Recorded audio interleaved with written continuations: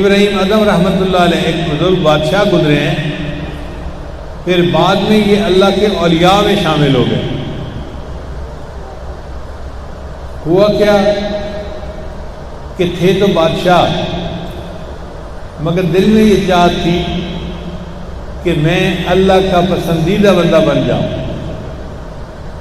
مجھے اللہ مل جائے۔ ایک رات اپنے کمرے میں سوئے ہوئے تھے، ان کو یوں لگا جیسے چھت کے اوپر کوئی چل رہا ہے۔ پہلے زمانے میں لکڑی کے شتیر ہوتے تھے، بالے ہوتے تھے اور سرکنڈے کی چھت ہوتی تھی۔ ان چھتوں پہ جب کوئی چلتا تھا نا تو نیچے سونے والے کو اس کے قدموں کی آواز سنائی دیتی تھی، پتہ چلتا تھا کہ چھت کے اوپر کوئی چل رہا ہے۔ آج کل تو کنکریٹ کی چھتیں ہوتی ہیں، پتہ ہی نہیں چلتا اوپر کیا ہو رہا ہے کیا نہیں ہو رہا۔ تو ان کو جب آواز آئی کوئی چلنے کی تو یہ کمرے سے باہر نکلے اور انہوں نے آواز لگائی، کون ہے جو میرے مکان کی چھت پہ چل رہا ہے؟ تو آواز آئی کہ میں تمہارا دوست ہوں۔ پوچھا رات کے وقت کیا کر رہے ہو؟ اس نے کہا اپنا اونٹ تلاش کر رہا ہوں۔ تو ابراہیم ادم بڑے حیران ہوئے، بادشاہ کے محل کی چھت پر رات کے وقت اونٹ ڈھونڈتے پھرتے ہو؟ اس نے کہا یہ اتنے تعجب والی بات نہیں ہے، جتنے تعجب والی بات یہ ہے کہ تم شاہی کی زندگی گزار رہے ہو اور اسی دنیا میں رہتے ہوئے تم اللہ کو ڈھونڈتے پھر رہے ہو۔ اوپر جا کے دیکھا تو کوئی تھا نہیں۔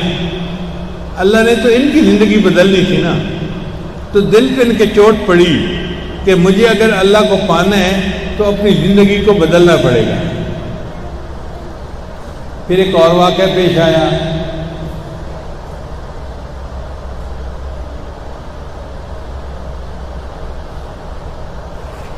محل میں گئے، اپنے دربار میں گئے، بیٹھے ہوئے کام کر رہے تھے کہ ایک نوجوان بچہ داخل ہوا اور چلتا چلتا سیدھا ان کے تخت کے پاس آ کے کھڑا ہو گیا۔ انہوں نے اس سے کہا کہ تمہیں پتہ نہیں تم کہاں آئے ہو؟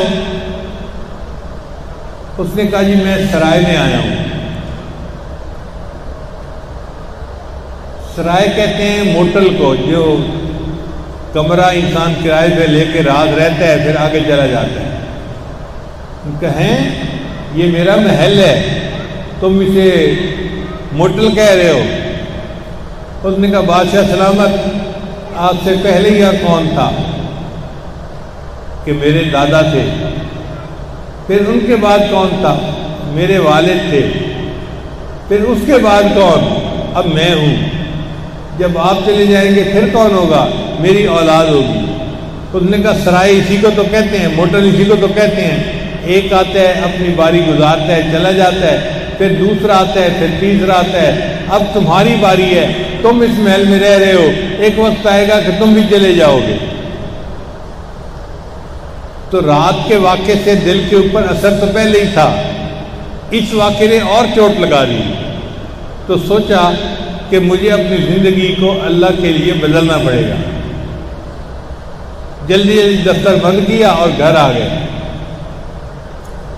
اللہ کی شان دیکھیں، ان کے گھر میں خادمائیں تھیں جو گھر کے کام کرتی تھیں۔ ایک خادمہ ان کے کمرے کی صفائی کرتی تھی اور ان کا بستر بناتی تھی۔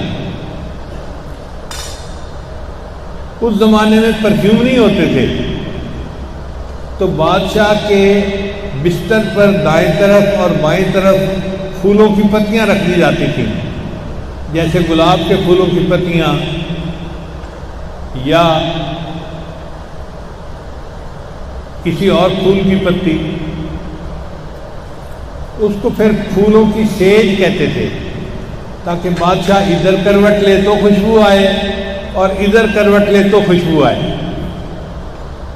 اب وہ جو کام کرنے والی لڑکی تھی اس نے بادشاہ کے بستر کی چادریں نہیں بدلی، اوپر پھولوں کی پتیاں بچھائیں۔ اس کے ذہن میں خیال آیا کہ میں نے بیڈ بنا تو دیا ہے، یہ بیڈ لگتا کیسے ہے، ذرا دیکھو تو صحیح۔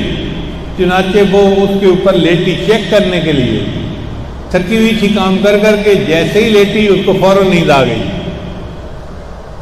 اب ابراہیم اعظم جب اپنے کمرے میں آئے تو انہوں نے دیکھا کہ ان کے بستر کے اوپر ایک نوکرانی سوئی ہوئی ہے، تو بڑا غصہ آیا، اس نوکرانی کی جرت، یہ میرے بستر پہ لیٹے۔ انہوں نے اس کے بال کھینچے اور اس کو اٹھایا اور 2 تھپڑ لگائے۔ وہ لڑکی رونے لگ گئی مگر فوراً چپ ہو گئی۔ انہوں نے پوچھا بتاؤ تم روئی کیوں اور جلدی چپ کیوں ہو گئی؟ اس نے کہا جی روئی تو اس لیے کہ آپ نے تھپڑ لگایا، مجھے تکلیف ہوئی۔ پھر جلدی چپ کیوں ہو گئی؟ اس نے کہا بادشاہ سلامت، میرے ذہن میں خیال ہی آ گیا تھا کہ میں اس بستر کے اوپر 5-7 منٹ لیٹی ہوں اور اس کی مجھے اتنی سزا ملی ہے۔ آپ روزانہ اسی بستر کے اوپر سوتے ہیں، پتہ نہیں آپ کو آخرت میں کتنی سزا ملے گی۔ اب لڑکی تو بات کر کے چلی گئی، لیکن بادشاہ سلامت کی نیند اڑ گئی۔ سوچتے رہے میں دنیا کی نعمتوں میں پل رہا ہوں، مجھے حساب تو دینا ہی پڑے گا۔ چنانچہ فیصلہ کیا کہ میں اس بادشاہی کو چھوڑ دوں گا اور اللہ والا بننے کی کوشش کروں گا۔ چنانچہ اگلے دن یہ وہاں سے ایک ایسی بستی میں چلے گئے جہاں علماء رہتے تھے، اور وہاں جا کر توبہ کی اور فقیری کی زندگی اختیار کر لی۔ پھر اللہ تعالیٰ نے ان کو اولیاء کی دنیا کا بادشاہ بنا دیا۔ اب وہ زمانہ وفاداری کا زمانہ تھا۔ جب بادشاہ چلا گیا تو پوری کی پوری جو رعایا تھی وہ پریشان تھی کہ بادشاہ سلامت کہاں غائب ہو گئے۔ انہوں نے وزیر کو کہا کہ جی آپ جائیں اور بادشاہ صاحب کو تلاش کر کے لائیں۔ اس میں 1 سال لگا وزیر کو تلاش کرنے میں۔ کتابوں میں لکھا ہے ابراہیم اعظم رحمۃ اللہ نے فقیروں والی گدڑی پہنی ہوئی تھی اور دریا کے کنارے بیٹھے اپنی گدڑی کو سی رہے تھے۔ سوئی دھاگے سے انسان پھٹے کپڑے کو سیتا ہے نا، جیسے یہ اپنے کپڑے کو سی رہے تھے۔ تو اس وقت میں وزیر ان کے پاس آیا اور اس نے آ کے کہا کہ بادشاہ سلامت، آپ تو ملک چھوڑ کے آ گئے، لوگ ابھی بھی آپ کو یاد کرتے ہیں، اور انہوں نے مجھے کہا ہے کہ جاؤ بادشاہ کو ڈھونڈ کے لاؤ، آپ پلیز میرے ساتھ چلیں اور بلخ کی بادشاہی سنبھالیں۔ تو ابراہیم اعظم رحمۃ اللہ نے اس کی بات سنی تو وہ جو ہاتھ میں سوئی تھی نا وہ دریا کے اندر ڈال دی۔ اب سوئی دریا کے اندر ڈالی تو وزیر حیران کہ یہ کیا معاملہ ہے۔ پھر تھوڑی دیر بعد ابراہیم اعظم رحمۃ اللہ علیہ نے مچھلیوں کو حکم دیا، مچھلیوں میری سوئی مجھے واپس کرو۔ چنانچہ ایک مچھلی کے منہ میں وہ سوئی تھی، وہ پانی کی سطح پر آئی اور اس نے وہ سوئی ابراہیم اعظم کو پکڑا دی۔ تو ابراہیم اعظم نے اپنے وزیر سے کہا مجھے یہ بتاؤ وہ بادشاہی دنیا کی اچھی تھی یا یہ بادشاہی دنیا اچھی؟ تو اللہ تعالیٰ اس فقیری میں بھی بندے کو روحانی دنیا کی بادشاہی عطا فرما دیتے ہیں، لیکن جو اس کے لیے محنت کرتا ہے وہ اسے پا لیتا ہے۔ ہمارے چینل اسلامک آفیشیل کو سبسکرائب کریں اور ویڈیو کو زیادہ سے زیادہ شیئر کریں۔ جزاک اللہ۔